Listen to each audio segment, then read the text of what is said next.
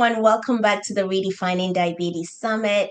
I'm Dr. Nana, and today I have here with me Dr. Evan Hirsch. Today's topic is something I know so many of you can relate to, and that is feeling exhausted all the time, right? No matter how much you rest. So, if you've ever struggled with that relentless fatigue that just will not budge, you are not alone. And the truth is, it's not just about being tired. So today I have here with me our next guest, Dr. Evan Hirsch, also known as the Energy MD. He's a world-renowned fatigue expert, a best-selling author, creator of Energy MD Method, a science-backed and clinically proven four-step process to resolving long COVID and chronic fatigue naturally.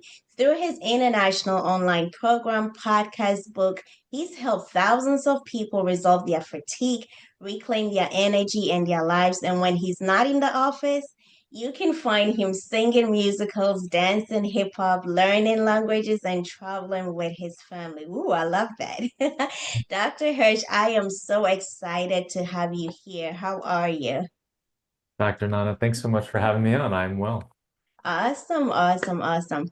So we will dive straight in. I love that you doing hip hop and dancing and all that good stuff. That's exciting because we really got to do more than just, teaching and learning, right? Yeah. Yeah, so I'll just dive straight in. I like to start my conversations by knowing a little bit about the backstory. What inspired you to focus on helping individuals with chronic fatigue, and how did you come up with the Energy MD method as well? So my story really started when my older sister got chronic fatigue back when I was in high school. I didn't really understand what was happening, but she came home from college and she basically didn't come out of her room for the better part of a year.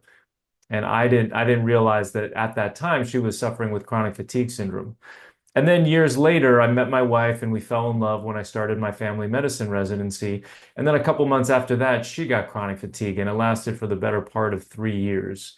And that was really challenging for us. We were starting this new relationship and I was supposed to kind of know what I was talking about at that point. I was still going through my residency, but I had access to a lot of resources. And so I was asking my attendings, I was doing research.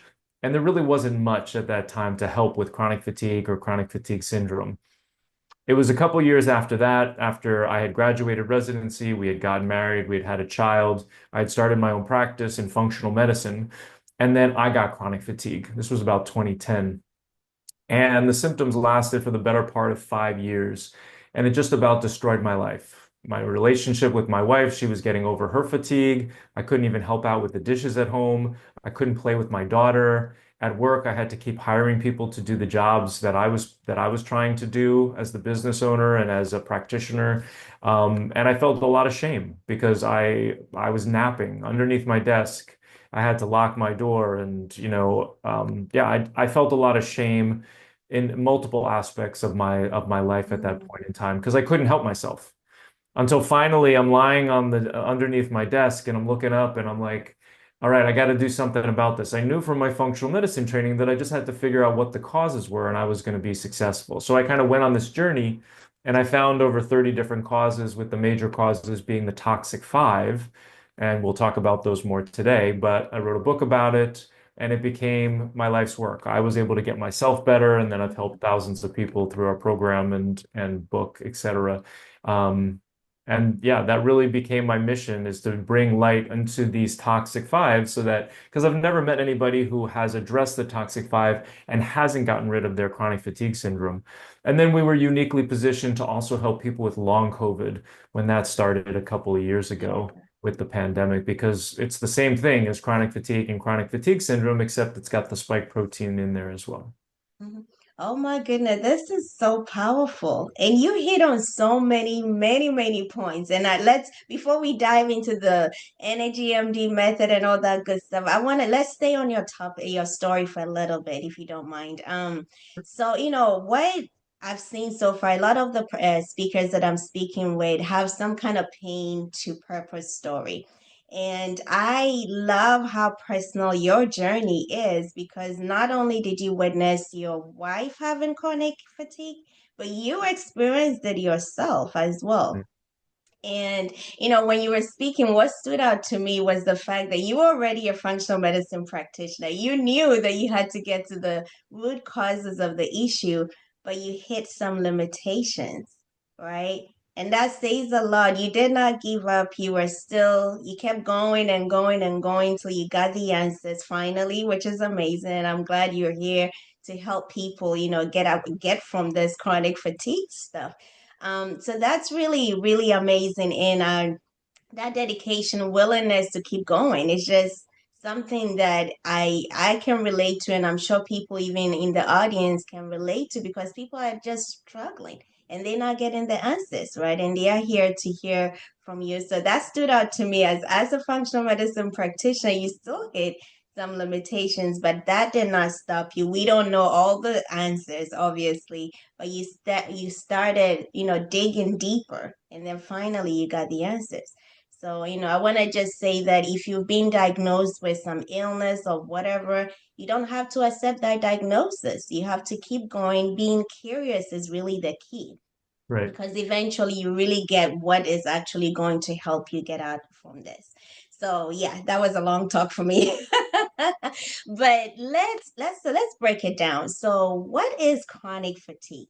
Because a lot of people think, okay, I'm just tired. I know there's a difference, but I want you to break it down for us. Yeah. And there's a couple, yeah, I think we can talk about chronic fatigue syndrome and long COVID, and Okay. just being tired. So it really is kind of like the spectrum where, it's tiredness that's not relieved by rest. So if you're getting 7 to 9 hours of sleep a night, you should have enough energy to do what you need to do during the day. You shouldn't Mhm. need to survive on caffeine and naps. Your energy shouldn't be crashing throughout the day. So if you are surviving on those things or you're having to nap and you're having crashes throughout the day, there's a problem. And so we'll talk a little bit about kind of like how to remedy it, but you have to realize first that there's a problem. And much like when your blood sugars start to increase, you don't have to have a diagnosis of diabetes to realize that there's a problem and you have to do something about it. Because, the longer you wait, the more likely you are to get to that diagnosis or get to that problem. So when the body starts yelling at you, you have to listen. Much like curiosity, my wife considers curiosity to be a superpower. Well, so is listening to your body, right? So that's kind of like chronic fatigue, is just a tiredness that's not relieved by rest. When you move into something like ME/CFS or chronic fatigue syndrome, in the United States, that's what it's called. Across the pond, it's called myalgic encephalitis. That has more specific criteria because that's more of a diagnosis. The diagnosis doesn't really help you. It just kind of, gives you a diagnosis because the treatments that they're providing in the conventional system and otherwise really aren't very beneficial. Generally the recommendation is pacing or just like don't do Mhm. as much, which really doesn't serve you as opposed to addressing the underlying causes like we do. But it's really important to kind of understand that the difference, between a diagnosis and understanding those symptoms. But those symptoms that qualify as a diagnosis are this exhaustion with post-exertional malaise, or basically when you exert yourself, you feel worse, brain fog, sleep issues, body pain, and existing for longer than 6 months. With long COVID, just to have the clarity between those two, it's really, there can be over 250 different symptoms that started after a viral illness since 2020. Oftentimes we don't know whether it's COVID or not because the testing isn't very good. But if it's after a viral illness since 2020 and it's been lasting for longer than 2 months, and it's any sort of weird or new symptom, you have to consider that it could be long COVID. Mhm. Oh, thank you for breaking that down. It makes much sense, right? A lot of people think that just pushing through the day is just like they think it's a normal thing to Right. be exhausted, but they don't really know that there's something actually deeper going on, and it's just not about, okay, I'm tired, I have a busy schedule, things of that nature. So I love that you broke it down and gave us that spectrum. So why is this so difficult to treat? Why do you think it's difficult to treat? Yeah, so the challenge is, even, in medical school, they teach us about Occam's razor, this idea that there's one diagnosis to explain the symptoms, right? Mhm. So it's like if somebody comes in and they've got hair loss and weight gain and they're cold all the time, we're thinking, oh, okay, that's low thyroid, hypothyroidism, right? And so we can make that diagnosis, give them thyroid, and potentially Mhm. they would get better. But the challenge is that there's multiple causes. As I mentioned previously, there's over 30 different causes of chronic fatigue syndrome, and long COVID. There's one thing that's kind of the straw that breaks the camel's back. If there's a long COVID, it's COVID or the spike protein. With chronic fatigue syndrome, it can be, mold, or it can be chemical exposure, or a breakup or something like that. With chronic fatigue, it can be the same. And so you really have to understand that it's more about finding the causes than it is about finding the diagnosis. And when there are multiple causes, it makes it more complex. And so if your practitioner is not thinking about those causes, they will not look for those causes, they will not diagnose you. So the toxic five, which are the real root causes of those 30 different causes that I talked about, the most important ones are the toxic five, which are a combination of heavy metals, chemicals, molds, infections, and nervous system dysfunction. So all of those build up over time until the body kind of calls it quits, or has some sort of trigger that ends up putting you in this situation where you have the chronic fatigue and other symptoms that I talked about that are just persisting. So if your practitioner is not looking at heavy metals, chemicals, molds, infections, and nervous system dysfunction, they're not going to treat you for those things, and then you're not going to get better. So that's where Mhm. the challenge really becomes, is that if you don't, and they teach us this in medical school, if you don't think of it, you can't diagnose it. And so I know Exactly. that when I was a functional medicine doc, that, I could get 95% of people coming in the door better just by focusing on their deficiencies, replacing their deficiencies and their lifestyle habits. But it was those Mhm. 5% that are the people that I focus on now who are helped somewhat by functional medicine, but then they plateau and they can't get the rest of the way better. And that's really getting into the toxic five. I essentially had to Mhm. go and do a PhD in these other things because they weren't really part of my functional medicine education. This is good. This is powerful. So you're saying it's not just the mere symptom. This is driven by so many deeper, and we'll get into all that in a few. It's driven by deeper stuff. This is something that is really loaded. And until you remove those, I guess, the toxic five that we're going to be talking about, you may feel a little bit better, but you will not be all the way better. Is Right. that what you're saying? All right. Exactly. And Yeah. and sometimes and the deficiencies essentially are caused, the majority of the deficiencies are caused Mm-hmm. by the toxicities. And so you Yeah. can replace your adrenals and your mitochondria and your thyroid and your sex hormones, your vitamins and your minerals, and that'll take you to a certain point. And oftentimes it can mask the fact that these toxicities are kind of draining those are causing those deficiencies.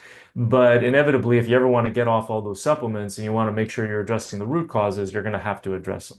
Yeah, yeah. And I love what you just said because that I call it the pre-treatment, right? Because you got to do all these things first before you even remove the main stuff. Because Mhm. oftentimes, sometimes, I have a lot of people that come to me coming from other practitioners and they're like, "Oh, I've been doing all this for a year and I don't feel good. I feel like I'm getting worse." The doctor doesn't know what they're doing, but it's not really that. There are certain times that you have to do certain things. And for me, before you remove all the toxins and stuff, you have to even optimize the detox pathways. You have to make sure that your gut is functioning good. Because if you're not doing all these stuff before you remove it, it's gonna recirculate. And then you'll feel bad. Right? Have you seen these things with other people? I The definitely clients? have. Yeah. Yeah, in my four-step process, step three is to open up the detox pathways, the drainage Okay. pathways, the liver, the kidney, the lymph, the neural lymph in the brain, the gallbladder, the intestines. All those Yeah. pathways have to be somewhat open before we go to remove the toxins in step four. But one Mm-hmm. thing that I'm going to say, which is quite heretic or heresy, is the fact that I actually don't really focus on the gut until later. And the Okay. reason why is because a lot of people, when they come to see me, they've been working on healing their gut for 5 years, 10 years. And I Mm-hmm. find that they really can't heal it when they have the toxic five present, and that it's a lot easier to heal afterwards. So I do want to make sure that they're pooping every day. And, Yeah. so we make sure that that's happening. But in terms of like the 4R process or anything like that, I find that if people have heavy metals, chemicals, molds, infections, and nervous system dysfunction, like I can't fix their gut. I don't know what Mm-hmm. your experience has been. Yeah, it's pretty much the same, but you have to really optimize those detox pathways, like you had mentioned, replacing those deficiencies first, doing those lifestyle active, because a lot of people want to skip that. But if you're not optimizing your sleep, if you're constantly stressed, right, there's no point. I mean, yeah, you could feel a little bit better if you move toxins and stuff, but you're gonna be on supplement for a while, and we don't want you to be on supplement forever, right? So Right. that initial stuff, those lifestyle things, the sleep, the stress, right? The deficiencies, like the nutrient deficiencies and stuff, have to be figured out. And that's the approach that I use. And it sounds like it's a bit similar to what you do as well. Yeah. Before you Yeah. get to the really end of the of the background. But so let's go back to those toxic five that I know I skipped ahead a bit. Let's dive into, let's break it down a bit for people to understand what I know you said heavy metals and infections and things like. So let's break it down a bit. Yeah, so heavy metals, and when we're talking about that, we're talking largely about mercury and lead and cadmium. Those are kind of the big ones that we see, aluminum. And so mercury is unfortunately found in most of the seafood that's coming out of the ocean. So unfortunately, coal plants are producing mercury vapor and all that's settling in the ocean. So I no longer recommend for people to consume fish, or if they are going to consume it, they really need to be taking it with some sort of chelator or binder, just because that's one of the ways that we get mercury exposure. Another way is from mercury fillings. Your dentist will call them silver fillings because it doesn't sound good to say that you're putting mercury into somebody's mouth, but those silver fillings really are half silver and half mercury. And every time you bite down, it's releasing mercury vapor, and then you're swallowing that. So those are some of the main ways that we are exposed to mercury. Cadmium comes from smoking, cigarette smoke, whether you're smoking or somebody else is smoking and you're absorbing that. And then lead paint in any home that's been built before the 70s is going to Mm-hmm. have lead paint behind all the layers of paint that have happened since then, and those end up in the Mm-hmm. dust, and then they're consumed. So that's one thing. And all of these toxic five causes that we're talking about, they're all going to cause immune system disruption. They're all going to cause chronic stress in the body. Mm-hmm. And just to kind of bring this in with the diabetes is that, you know, if you're working backwards from blood sugars are managed by insulin. Insulin is managed in part by cortisol. Mm-hmm. Cortisol is produced by the adrenal gland. The adrenal gland manages stress in the body and produces cortisol to deal with stress. And the toxic five are stressors, whether they're mental, emotional stressors or physical stressors like these toxins. They are going to disrupt your adrenal function, your cortisol function, which is going to disrupt your insulin and your ability to manage your blood sugars appropriately. So there are some people who are like, I've got the perfect diet. Why are my blood sugars high? And that's because they have this cascade. So they've got some or one of the toxic five. You don't have to have chronic fatigue in order to have them present in the body. And that is end up causing this dysfunction in the blood sugars. But I digress. No, So no, you're good. So heavy metals, and then the chemicals, there's over 90,000 different chemicals that we're exposed to Mm-hmm. on a regular basis. Unfortunately, most of those haven't been appropriately assessed by the FDA and government bodies. So we shouldn't really be exposed to them as much as we are. The studies indicate that over 500 different chemicals women are exposed to every morning before they even leave the house. Men, about 300 different chemicals. And these are found in soaps and shampoos and cosmetics and cleaning products. And so, really important, this may sound overwhelming, all these things I'm talking about, but you're going to want to work through a process where, you just kind of set markers for yourself about, okay, this month I'm going to take a look at all of my cleaning products, and you get them out and you look at the labels and you go through a process of replacing everything that needs to be replaced. Mhm. So don't get overwhelmed by all this. Just realize that you're going to move through a process that's going to be slow and steady, and you're going to be successful. So that's chemicals. Okay. And So hold on, then yeah. Dr. Evans. So in terms of the chemicals, right? Some people will be like, how will I know that this is bad for me? I usually use environmental work group, but I don't know whether you have another, website or something that people can actually go there, type in the deodorant that they use or the ingredients and figure out, okay, is this something that can cause me a problem in the future? Is there like a website like that? So I know it's a bit overwhelming for people, but I want to break it down so they can get something from it as we finish. Yeah, environmentalworkinggroup.org is a great site. If you go to ewg.org/skin deep, SKINDEEP, that'll take Mhm, you to where they have cosmetics and different products, soaps and shampoos, where you can put in what you're currently using and it'll rank it on a scale from 1 to 10 mhm, or 0 from 10. 0 is ideal, and that's EWG certified, environmental group certified. 10 is the most toxic. So it gives you a sense about what you're consuming, and then you can make a different decision. The other thing that I've also been using lately is using AI, artificial intelligence, whether it's ChatGPT or Perplexity, and you can tell it to act as an expert in something. So you can say, act as an expert in environmental medicine and the Environmental Working Group and EWG.org, Skin Deep, and so that you know, like, what are the cleanest products available. I'm using this product. I want you to assess it for me and tell me how clean this product is. And so mhm. it'll actually look at the research and it'll look at the ingredients, it'll look at the research, and it'll come back and it'll tell you how clean it is. And you can ask it to rank the cleanliness of the product on a level from 1 to 10, so that Mhm. it can give you a sense of, how toxic it is, similar to the EWG website. So that's a great use of AI. Awesome, awesome. Okay, so now we have heavy metals. We've talked about the chemicals. What's the other three? And in terms of the chemicals, we're talking about pesticides and herbicides and insecticides and Mhm, plastics. And, in the mhm, 80s, I remember, taking food, putting it in plastic, sticking it in the microwave and heating it up, right? And so that was all the plastics were going into the food, and then you consume the food, right? So we have to think about what's touching our food and where's our food coming from.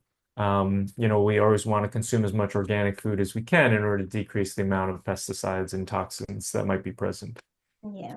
So that's chemicals. So heavy metals, Mhm. chemicals. Next is molds. Oh, that's a So big one. yeah, so over half of the buildings in the world have water damage, and most of those have mold.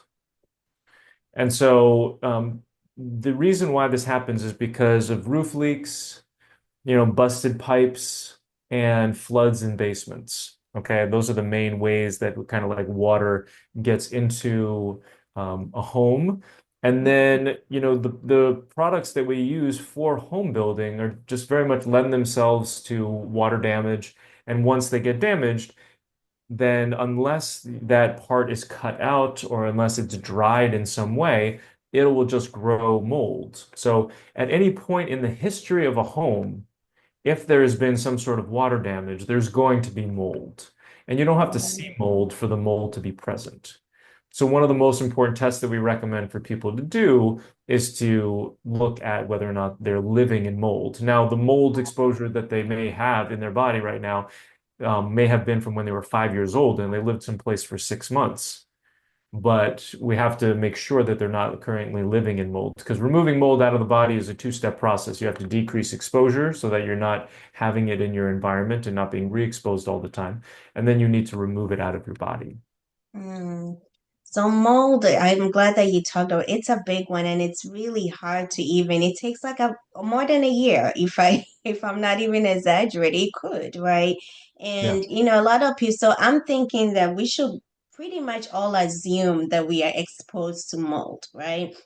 Right. Because even when you live in a new house, I'm sure there's rain, there will be rain when they are putting all the structures and stuff together, there's gonna be rain. So more than likely, even if you're in a new house, there was rain there at some point when they were building the house, and that could actually cause some kind of mold. So when I'm working with people, I assume that everybody has mold because it really doesn't matter whether you live in a new house or old house or whatever. Is that like a good thinking from there, or what do you think? Absolutely. And, yeah, for me, I actually assume that everybody has the toxic five. So I've Yeah. found over the years, over the last decade of specializing in chronic fatigue and Yeah. now long COVID, that when I Mm-hmm. do testing for people, like I used to do testing every 3 months, and Mm-hmm. over the course of a year, all of the toxic five would come out, or the toxic four, since nervous system dysfunction doesn't necessarily come out in the urine, but all of those toxins would end up coming out.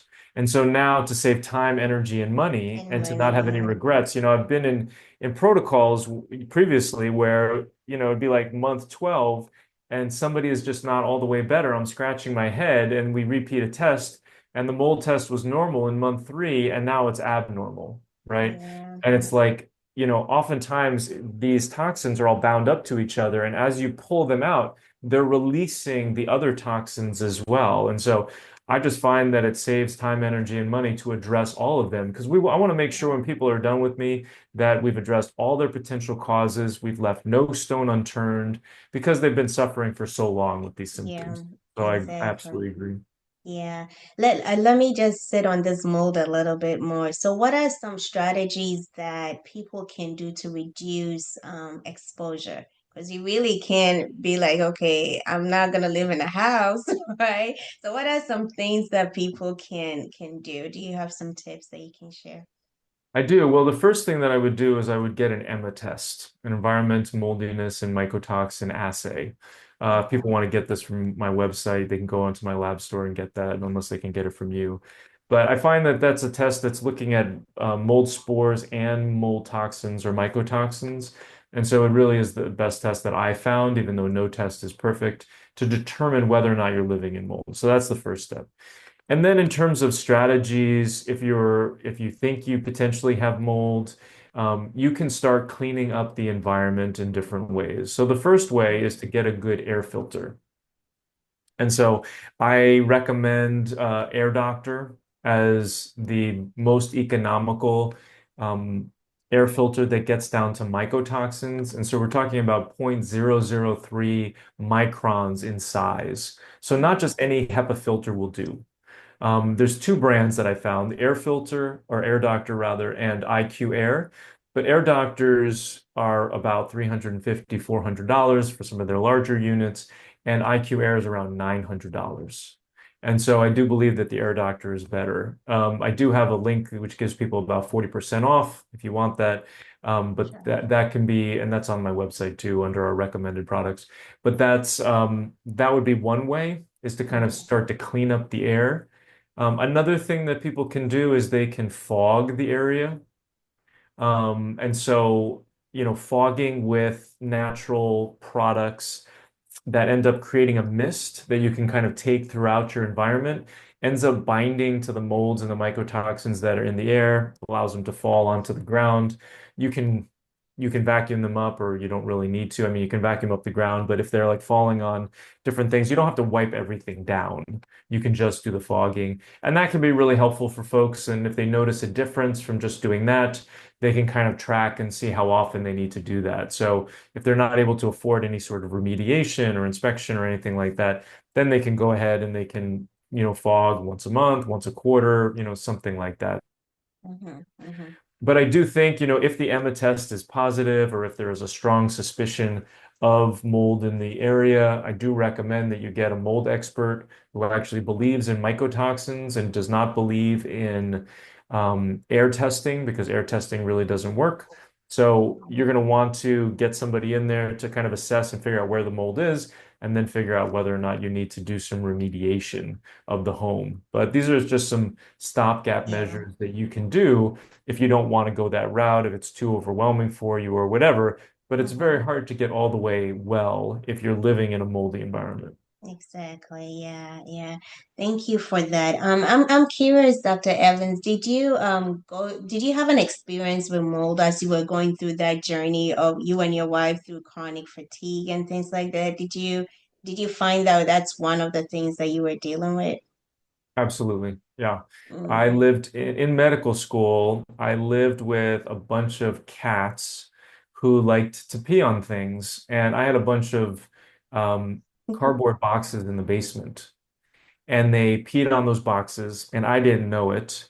And so I was living in an environment where there was mold on these boxes.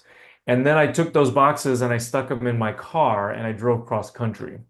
So I was basically in that car for hours on end. mm, And I just didn't really notice. I was, 20 something and didn't notice that I was, had all that exposure. And then we also ended up having mold in our home. It was in our porch, mm. redoing the porch when we found out that that was the case. We also had some in our washing machine. We had somebody come over and do an assessment once we were concerned about it, once I became more knowledgeable in mold, about a decade ago. And we had an inspector come over and make some recommendations that we implemented. I have an air filter here and in every room in the house, among other things. Mm. Oh, wow, that's powerful. That's powerful. All right, awesome. Well, let's go to the fourth one. Yeah. So Yes. heavy metals, chemicals, molds, and then infections. So infections become opportunistic. So whether we're talking about Epstein-Barr, I have people who tell me, ever since I got mono when I was 15, 20, I haven't really been the same. Um, or they got bit by a tick or a mosquito and they haven't been, they have, or a dragonfly. I have one client, they haven't felt the same. And so Wow. oftentimes these are all kind of exposures that we can get, or they started a new relationship. And this was actually part of my story with my wife. You get together and you're intimate and you're swapping your bugs. And then sometimes somebody gets sick, or both of them, both people get sick.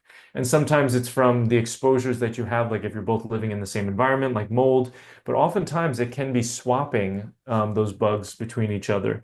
And so whether it's the viruses, now COVID's the newest comer on the block, or whether it's or whether it's Lyme or Lyme co-infections or parasites, all of those infections can become more opportunistic when you have heavy metals, chemicals, and molds that are distracting the immune system. If the immune system is functioning correctly, it should be able to keep a lot of these infections at bay. But when you have those other causes as well, all of a sudden the infections can become opportunistic. And this is what we see a lot with long COVID. Oftentimes it's young people. I've got a 20-year-old in my program right now who was running track for his college. And then he got COVID and now he can't get out of bed. And it's been a year. And so, a lot of that ends up happening because you have all of these toxicities in the body. The immune system is distracted, and you can't get rid of the spike protein, whatever viruses, whatever infections are present because of these other toxins that are present. And all of these toxins then end up causing dysfunction in the nervous system, in addition to any previous trauma, mental, emotional issues that cause dysfunction in the immune system as well. So that was kind of a combination of the infections and then Yeah. also the nervous system dysfunction, which we can go deeper into. Yeah, wow. So it's not even just one thing, it's like all interconnected. You have to look at all the areas, right? So yeah, we can talk about the nervous system, and that'll be the fifth one, right? Right. Yeah. Uh-huh. Yeah, so Yeah. a lot of people wonder, like, how do I know if I have nervous system dysfunction? And everybody, all the humans on this planet have nervous system dysfunction. Nervous system dysfunction or trauma, you can also call it, comes from trying to navigate this world, being born as a human to imperfect parents, right? Everybody's imperfect, including our parents. They do the best that they can, but most of the time they don't have, they haven't taken a Yeah. parenting class and they don't really know what they're doing, right? And they don't have the awareness to not yell at the kid, because they're themselves get dysregulated or we get dysregulated, right? So navigating, trying to remain safe in the context of our parents, and then also safe in the context of our siblings who are also imperfect and just trying to get their needs met. And then in the context of our peers who are just trying to get their needs met, right? The bullying and all these things are happening because everybody has trauma. And so it's all of those exposures. You don't have to have, what we consider really significant abuse, sexual abuse, physical abuse, emotional abuse, etc., in order to have trauma. The difference oftentimes we talk about is trauma with a big T is more abuse, and trauma with a Mhm. little t is more of these more mild traumas.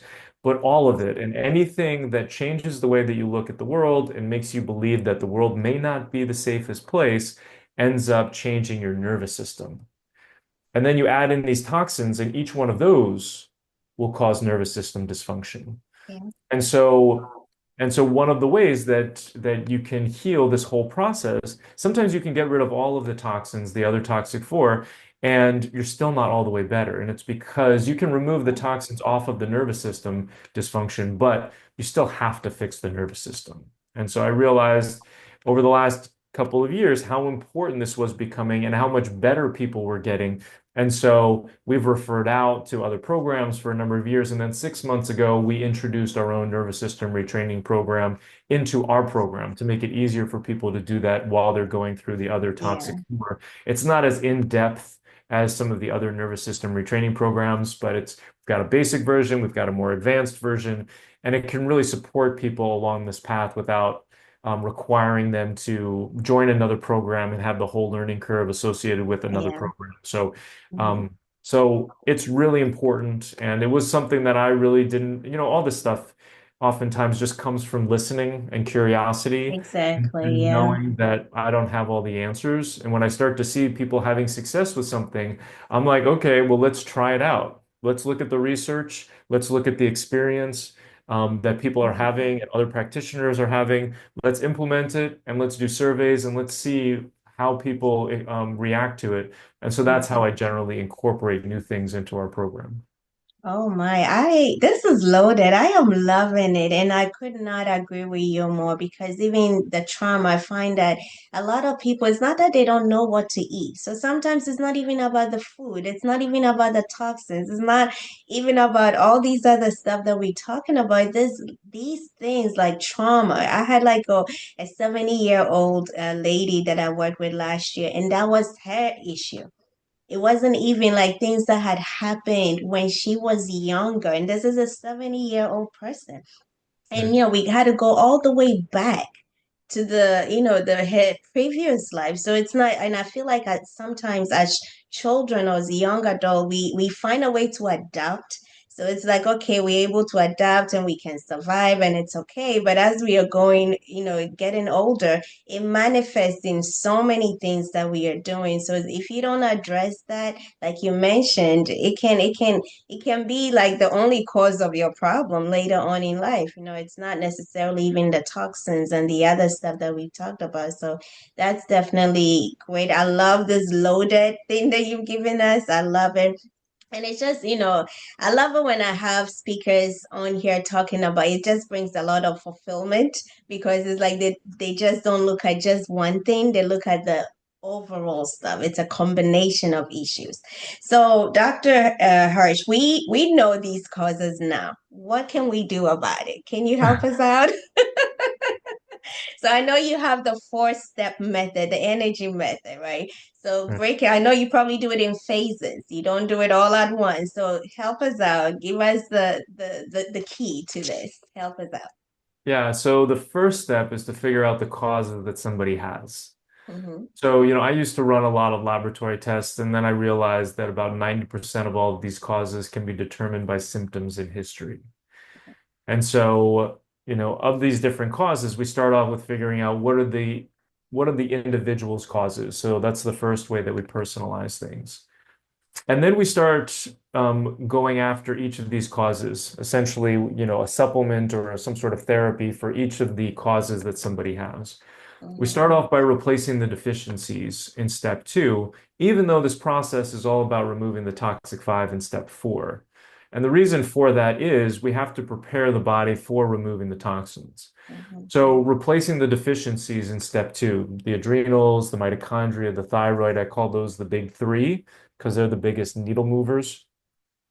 And then sex hormones and vitamins and minerals and lifestyle habits, making sure you're getting enough water, enough good food, enough movement, your Goldilocks dose of movement. Most of the people in my program can't do a lot of movement. And so I want them to do the amount of movement that they can without feeling worse. So that could be dancing to your favorite song, or it could be walking around the house, right? But that's kind of like what we try to do. And then getting enough sleep, obviously. So that's replacing the deficiencies. And we move through this process by making a change every 4 to 7 days so Wow. that we can see kind of like how the body is adjusting. Then we go into step three and we start opening up the drainage pathways or the detox pathways, the liver, the kidney, the lymph, the neural lymph in the brain, the gallbladder, the intestines, making sure all those pathways are open so that when we go into step four and removing the toxins, the toxic five, that they actually have a place to go. And the way that I like to think about step three is really this funnel. It's kind of like you're changing the oil in your car. You have to make sure that the bottom of that funnel is open. And the rate at which you can remove the toxins is directly related to how wide the bottom of that funnel is. Otherwise, the funnel fills up and then it just kind of dumps over and goes recirculates back into the body. So what ends up happening when you get into step four, and so each one of those steps takes about a month, month and a half. And so really at month three or so, we want people to be into step four. And then Yeah, we continue to do this introduction of, making a change every 4 days or so. But we end up going after all of the toxic five over the course of the next couple of months so that everything is introduced. So we're going after the heavy metals, the chemicals, the molds, the infections, and then also doing nervous system retraining for the nervous system dysfunction all at the same time. And in part, we do that because as we remove one toxin, like let's say molds, molds are going to be bound up to heavy metals, chemicals, and infections. And so those are going to get released. And we need to make sure that we've got something on board in order to address that as they're moving through the process. And then, it's being on those supplements for the next 9 months or so. So I tell people it takes at least 12 months to get better from chronic fatigue syndrome, and long COVID, which they're generally fine with when they've been suffering for as long as they have. You didn't get there overnight, exactly. and you have to detox at a rate that your body can tolerate. And so oftentimes I'm really emphasizing that with folks, and so they understand that slow and steady wins the race, and the body likes small changes, and that nobody wants to feel worse going through a process like this, and you will feel worse if you're really aggressive, and Yeah. and we like you to feel just a little bit worse sometimes, so we know that something's happening. But in general, we know that if you're feeling worse or you're feeling better, that we're on the right track because we're killing things, we're pulling things out. But the second part of this process really is about pivoting. It's a very, very important part.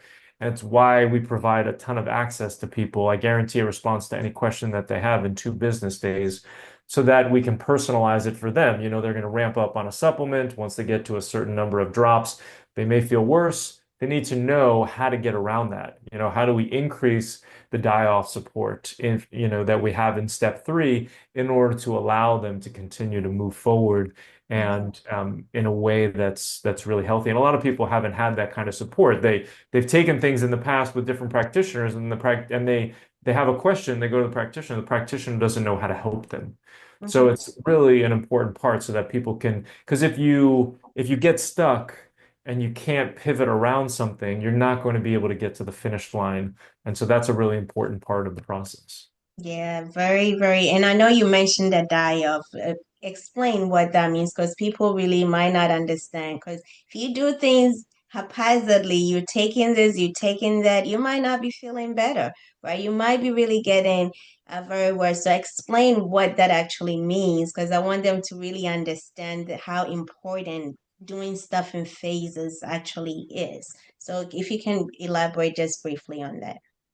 Absolutely. So going through this process and removing the toxic five is challenging for the body. We're basically asking the body to release decades of toxins that are in its tissues.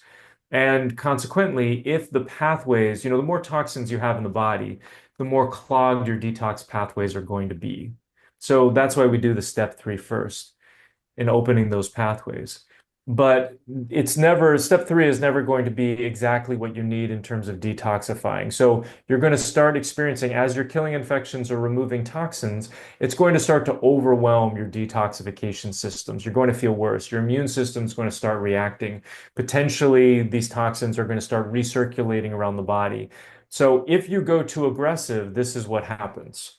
But if you go slow and steady and do it at a rate that your body can tolerate, you can then pivot and start to open up those pathways even more to allow those toxins to get out of the body. And so the die-off, or what's called a Jarisch-Herxheimer reaction or a Herxheimer reaction, is basically the immune system and other components of the body reacting to the detoxification process. So if you do feel worse going through this process, it's not okay to push through. That's how a lot of people have gotten into trouble with chronic fatigue is that they've pushed through when they don't feel good. And so they think they just have to do that because it's served them before in the past. But in this case, you can't do that because it ends up the die-off ends up compromising and causing more deficiencies. So your adrenals and your thyroid and your mitochondria get deficient and more damaged, your sex hormones decrease, all that sort of stuff. So then you start to feel worse. So it really has to be, the amount, that's why I said the amount we want you to feel worse is just a little bit because, you're having a little bit of die off. We know that something's happening, but then we can pivot, open up those pathways and allow things to come out.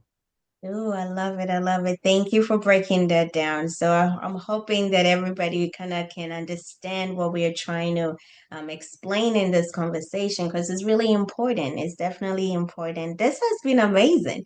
This has been amazing. I am loving. It's very insightful. Thank you for the wisdom and all that good stuff. Dr. Evans, for someone who is listening, because this can be overwhelming if we can be honest, right? It's like, okay, now I got to look at my chemicals. I got to look at this. They say BPA free. I look up BPA and it's still in a plastic. Like there's so much. Somewhere, and Right. I know this, and people listen, this is all connected to blood sugar dysregulation. It's not just isolated for chronic fatigue. These root causes are the chemicals. There are so many studies that have shown that BPA these are underlying factors for type 2 diabetes and blood sugar dysregulation. So I don't want you to isolate it and be like, okay, I don't have chronic fatigue, I'm good. No, Right. this is something that we all have to deal with, okay? For someone who is overwhelmed, they're like, okay, Dr. Nana, I hear you. Dr. Evans, I hear you, but this is a lot. What can they do? Just give us some simple stuff. What can they do right now? Yeah. So I think that it's important to remember that you can always start with lifestyle habits, and they can make a huge difference in so many people. So Mhm. focusing on what you can control, that's easy to do. It may not feel that easy, but getting 7 to 9 hours of sleep a night, going to bed at 10 o'clock or even before 10 o'clock, right? Trying to figure out, where your sleep window is when you start to get that second wind and when is the ideal time for you to get to sleep. And I know you got kids probably and you're trying to put them to sleep and all that, but trying to figure out, okay, how can you get the most amount of sleep? What does that look like? And then how can you eat the best food? It's more about like what you can avoid, at least in my opinion, versus what you're consuming. So it's like meat and vegetables, low to no grains, sugars, stuff like that. Good fats you want, a little bit on the fruit, not too much, focus more on vegetables and proteins and fats. So, doing that, getting some movement. So, like I said, if you don't have any time to exercise, put your favorite song on from the 80s, on your Alexa or something like that and dance hard for 3 to 4 minutes so that you're sweating, then you can get in the shower and you can get your day started, right? So that can be incredibly helpful. It's called HIIT, which is basically a high interval intense training, where basically you're kind of like hitting it hard for short bursts of time, and it can be really beneficial. And sometimes you just have to do that a couple times a week. And then consuming 3 liters, 2 to 3 liters of water a day, it can be incredibly supportive for, getting the toxins out, etc. But starting there, and it's all about baby steps. And habits are really created from adding a new habit to a habit that you already have. And so once Mhm. you have a habit, then you can add something onto it and you can be more successful. And then the Okay. next component I would say is just start a gratitude practice. We have a mindset Mhm. practice that kind of goes along with the nervous system retraining. And but just the first part of that is a gratitude practice. So the research shows that just three gratitudes a day, and it can be the same three gratitudes every single day, can significantly change your nervous system and your mood. So, be grateful for your health and your family, Yeah. and you got a roof over Yes, your yes. head, and just the feeling of clothes on your body, you play nice place to sleep, whatever it is, it Mhm. really changes your perspective and it can help to retrain your nervous system. So those would be the main things that I would say you can feel empowered with at that Yeah. point. And then once you're ready to take the next step, you can reach out to Dr. Nana or to me and start working through a process. We try to make things as simple as possible for people. We put all their supplements in a Google sheet. We record videos so they can know what their plan is. And Mhm. we have a curriculum that you can walk through, and we've got, check-ins and one-on-ones. And, it's all about just getting the support that you need to kind of like move through a process. Exactly. Because, you know, it feels overwhelming right now. And if you take a baby step every single day at the end of 12 months, you're going to look back and you're going to be amazed at how much you've accomplished. Yeah. Oh, wow. Thank you. These are really simple things, but very powerful stuff to even start off. And it's always about what can I add to my routine to make my life better, right? It's not what am I going to be taking. Don't focus so much on the negative. Just what can you do one step at a time? It's just one step at a time. This Right. conversation has been enriching. I love it. I love it. And I love your process. As you guys can see, he's very knowledgeable with what he does.